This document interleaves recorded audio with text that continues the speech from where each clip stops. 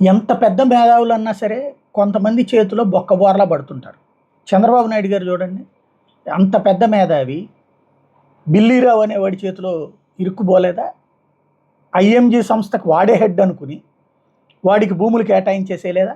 తీరా చూస్తే ఐఎంజీ సంస్థ ఆయనకి నాకేం సంబంధం అన్న తర్వాత కదా ఆయనకి జ్ఞానోదయం అయింది. అప్పటికి ఎలక్షన్స్ వచ్చేసినాయి.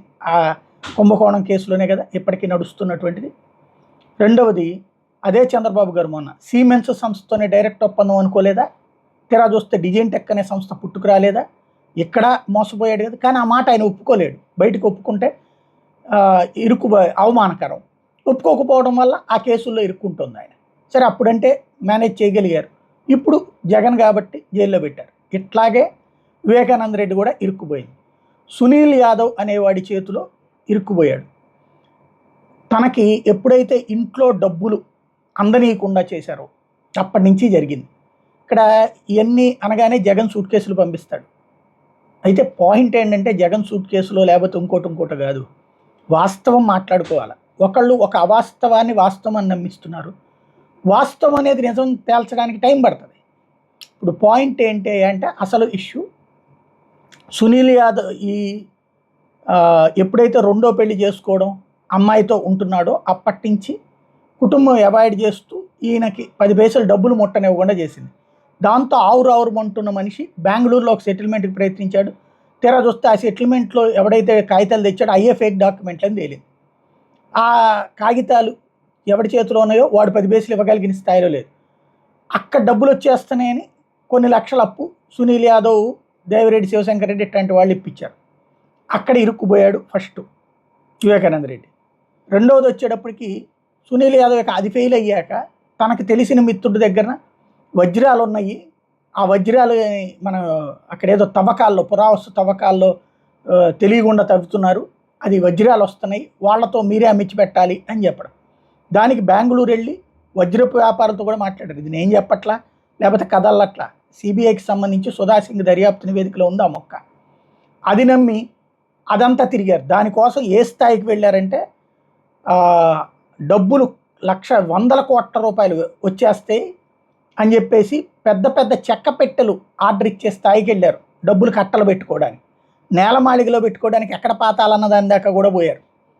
ఆ స్థాయిలో సునీల్ యాదవ్ నమ్మించాడు ఆయన.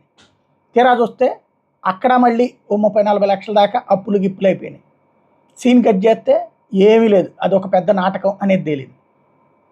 ఈ వ్యవహారాలకు సంబంధించి ఇక డబ్బులు కట్టమని చెప్పి, అంటే ఇతనేంటి సునీల్ యాదవ్ ఇప్పించిన ఎవరైతే తీసుకున్నారో వాళ్ళు ఒత్తిడి ప్రారంభించారు.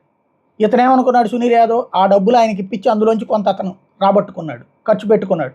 అసలు ఏ స్థాయిలో అంటే వివేకానంద రెడ్డి కారులో తిరుగుతూ ప్రతి చోట ఆపి ఇదిగో ఇట్లా మనకు రాబోతుందని, చివరికి ఒక పెళ్లి విషయంలోనైతే ఆ పెళ్లిని వదిలేసి కూడా ఏది పెళ్లికి పెట్టుకున్నటువంటి ఖర్చును కూడా వాడేసుకున్నటువంటి పరిస్థితి. అంత స్థాయిలో అతను నమ్మించగలిగాడు. నిజమే అనుకున్నాడు వివేకానంద రెడ్డి, ఎందుకంటే డబ్బులు చేతిలో లేవు, ఏదో ఒకటి పెద్ద ప్రాజెక్ట్ వస్తుంది కదా అని అనుకున్నాడు. వాళ్ళ దృష్టిలో ప్రాజెక్ట్ సెటిల్మెంట్ వ్యవహారం అంటే.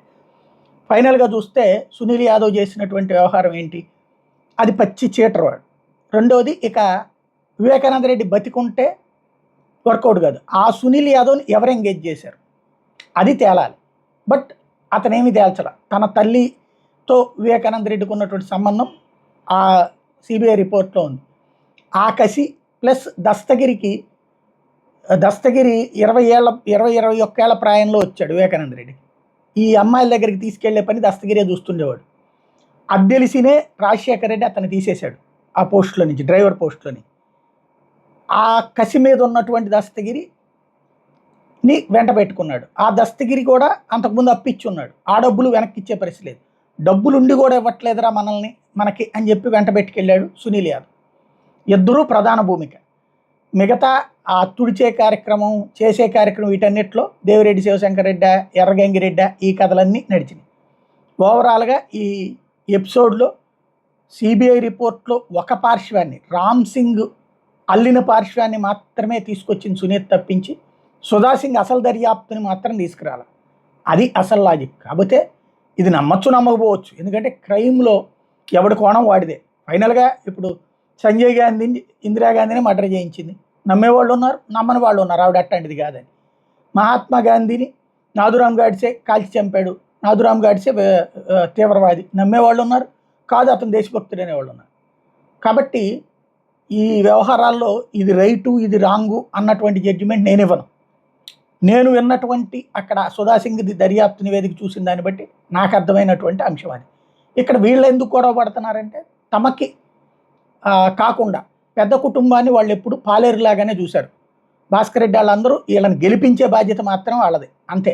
దానిపైన వాళ్ళు ఏదో సంపాదించుకుంటారులే తృణమ ఫణమో అనేటువంటి, అంటే ఇలా పేర్లు చెప్పుకుని ఆ పనులు ఈ పనులు సెటిల్మెంట్ చేసుకుంటారు కాబట్టి అది సంపాదించుకుంటారు. వాళ్ళకి తీసుకొచ్చి శిఖిర ఎంపీలు ఇవ్వడం ఏంటి అన్నటువంటిది ఈ చెల్లెళ్ళు ఇద్దరికి ఉన్నటువంటి కోపం, చిన్న కుటుంబంలో ఉన్నటువంటి వీళ్ళిద్దరు కోపం.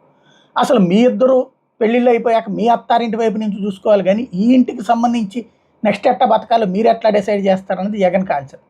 ఇంకోటి ఆ పెద్ద కుటుంబం ఇంతకాలం చేసినందుకు ఆదరించకపోతే ఎట్లా అన్నది. కాబట్టి ఇవన్నీ రకరకాలు ఉన్నాయి.